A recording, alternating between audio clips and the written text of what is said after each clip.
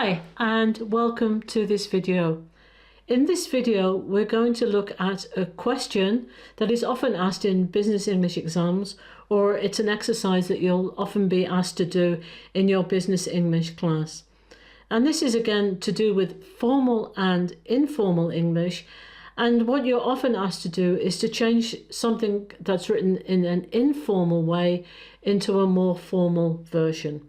And both of these we use in business. We have informal relationships and informal kinds of communication, but sometimes we have to write things in a much more formal way. Now, one of the ways to do that is to look at the informal version of the email, identify what's informal, and then put that into more formal forms and more formal phrasing into your answer. So we're going to look at two emails, and then we're going to look at the formal version, talk about and recognize the things that make this informal version informal, and then we'll look at a formal version of the same correspondence. So let's have a look at the first one. Hi Bob, I hope you're doing well. I just wanted to thank you again for taking the time to meet with me yesterday. It was great to learn more about the XYZ project, and I'm really excited about the possibilities you told me about. As promised, here's a quick recap and the action plan moving forward. Item 1. I'll get started on this and aim to have it done by next Wednesday. Item 2. Let me know if there's anything else you want me to include. Item 3. I'll keep you in the loop. If there's anything you'd like to change or you have any questions, feel free to reach out. I'm here to help. If not, I'll go on as planned and keep you updated.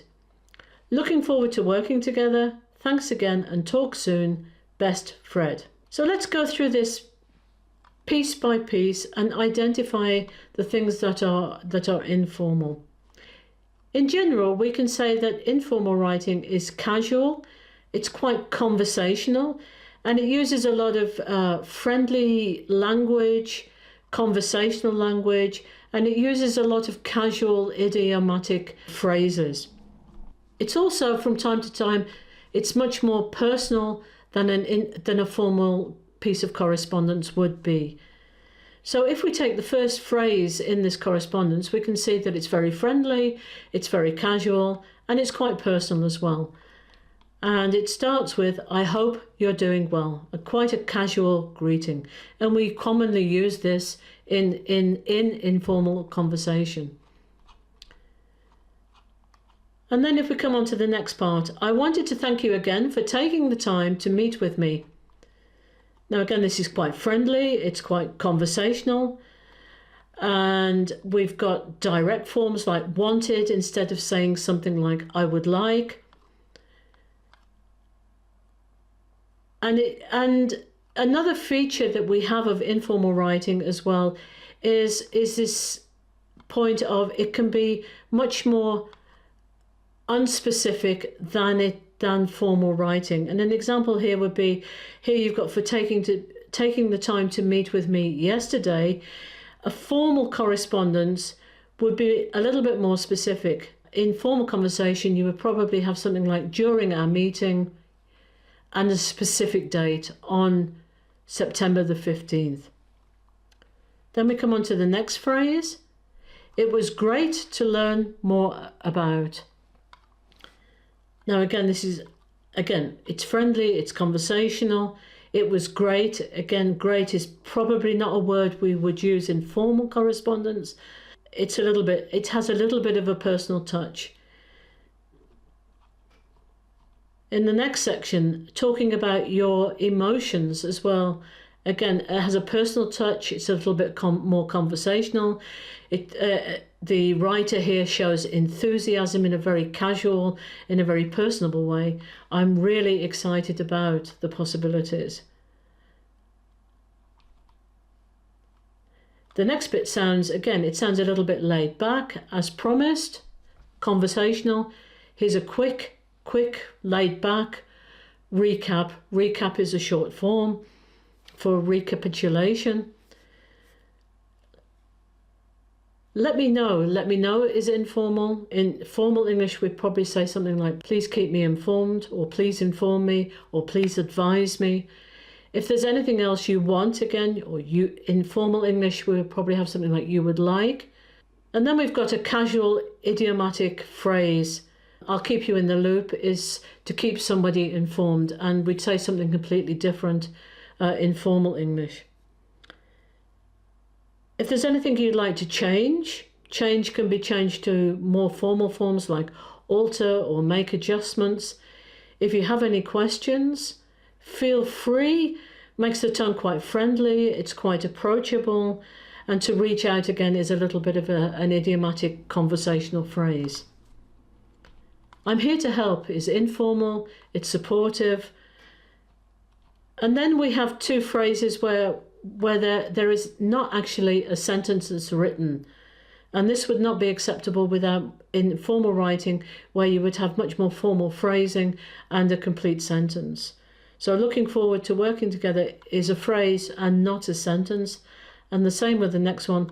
Thanks again and talk soon is not a sentence. It's friendly, it's informal, it's very casual. And again, we'd probably change the word talk in formal English to something like inform. Okay, so let's have a look at the more formal example of this correspondence. So let's have a look at this formal version. And the first thing that I would do if I were to write a formal version is to put in some kind of subject line or action line. So the subject here, we've got action plan meeting the 12th of July. Now the more formal version, I would like to take this opportunity to thank you for arranging our meeting on the 12th of July. I appreciated learning more about the XYZ project and I look forward to exploring the possibilities you outlined. So what I've done in the more formal version is I've just taken out the I hope you're doing fine. This is quite an informal way of starting a correspondence. If I were to make this more formal, I would say something like, I trust this correspondence or this letter finds you in good health.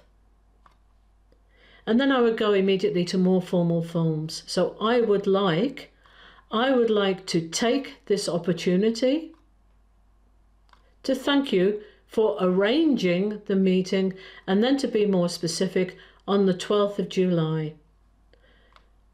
And I appreciate it has a gerund after it. I appreciated learning more about and then the name of the project, the XYZ project. And I look forward to, again, a gerund expression, exploring the possibilities you outlined. Rather than saying as promised, I've got as discussed. As discussed, please find below, instead of recap summary of the action plan we formulated. Using more formal vocabulary and being more specific, rather than saying start again, I will commence this task and aim to complete it rather than done, and then a specific date by the 24th of July. Item 2, rather than let me know, is please advise. Rather than want or need, require. Please advise if you require any additional details. Item 3, again, rather than an idiomatic phrase, again, being more formal and giving more details. I will follow up with Mr. Jones, the sales manager, so specific name, specific job title, and keep you informed of any updates. Should you, again, if we go to this, this again is more formal. Should you require any, instead of changes, adjustments, or have any more further questions? And then a very standard phrase in formal correspondence, please do not hesitate to contact me. Again, a very nice phrase for you. I am at your disposal. Should you need, being a little bit more indirect again, should you need further instead of more, and then instead of the word help, assistance. And then finishing off with a full sentence rather than just quick informal phrases.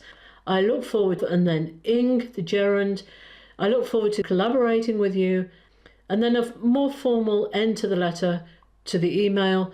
Instead of just saying best and the first name, I've given the full name. So, and a more formal form for an email. Regards, Fred Foxstone. Okay, so let's move on to the next example. Just one more example. We're going to look at an informal piece of correspondence and change it to a more formal version. And this is an example from an advertising agency that is writing to a potential client. So let's have a look at this. I'm reaching out to suggest we get together to discuss some exciting creative ideas we've developed for your new brand. We've been following your recent campaigns and we believe we can bring some fresh, innovative concepts to the table that fit in with your goals.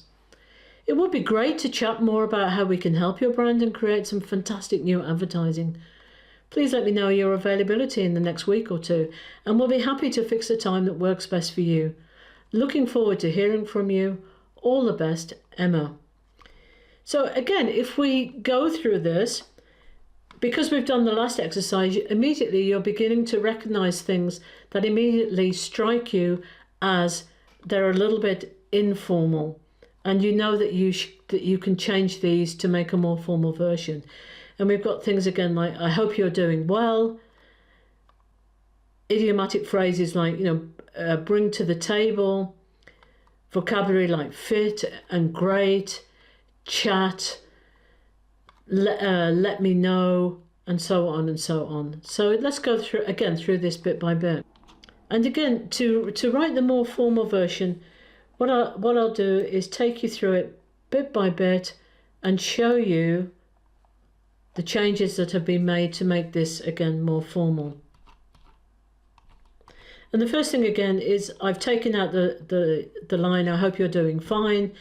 Again, you could write an alternative for that. I trust that you're in good health, something like this.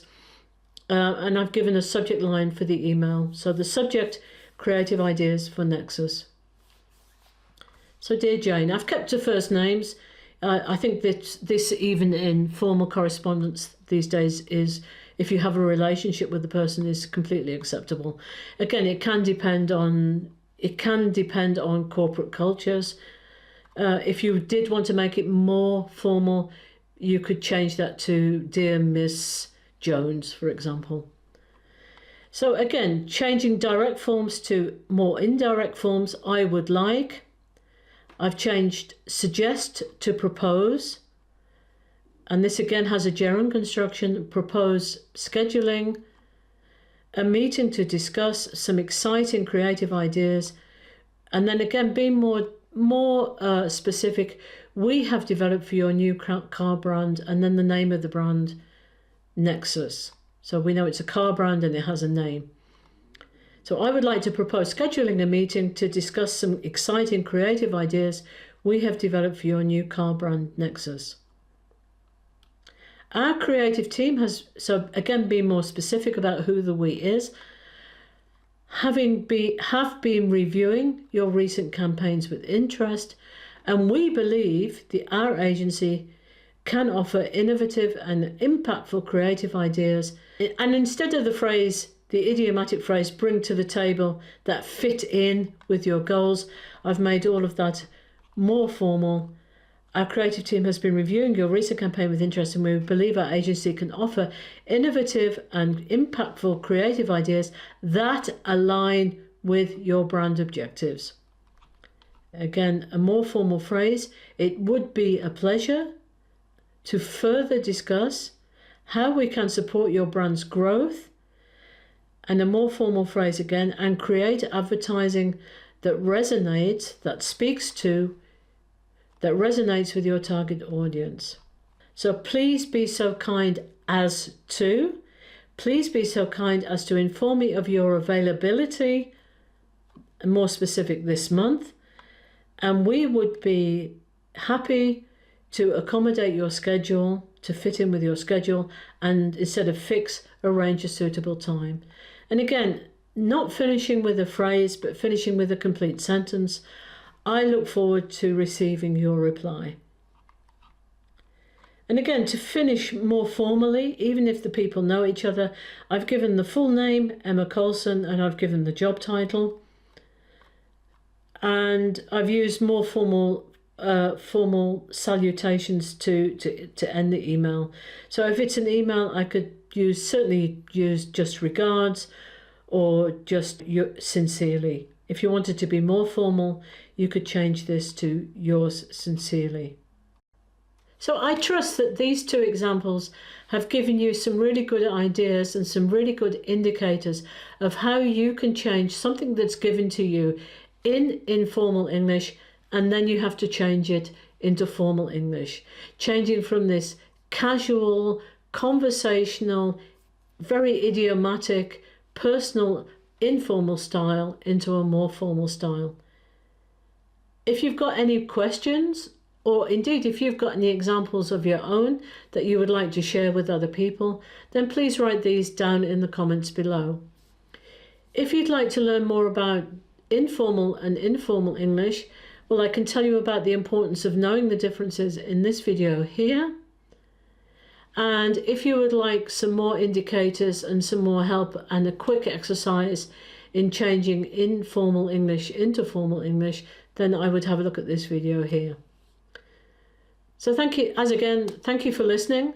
Then please please hit the notifications button, and please subscribe to this channel.